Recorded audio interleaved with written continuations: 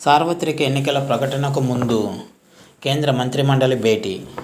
దేశంలో లోక్సభ ఎన్నికలకు షెడ్యూల్ ప్రకటించనున్న నేపథ్యంలో మార్చి 3న ప్రధానమంత్రి నరేంద్ర మోడీ అధ్యక్షతన కేంద్ర మంత్రిమండలి సమావేశం జరుగుతుందని అధికారులు తెలిపారు.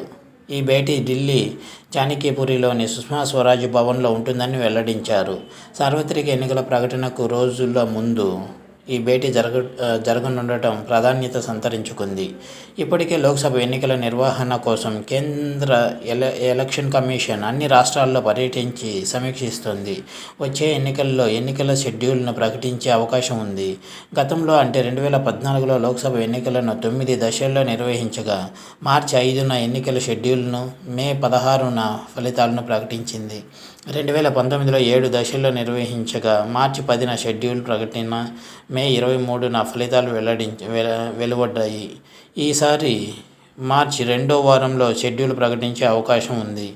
లోక్సభతో పాటు ఆంధ్రప్రదేశ్ సహా పలు రాష్ట్రాలలో అసెంబ్లీ ఎన్నికలు కూడా జరగనున్నాయి. ఇది వ్యూవర్స్.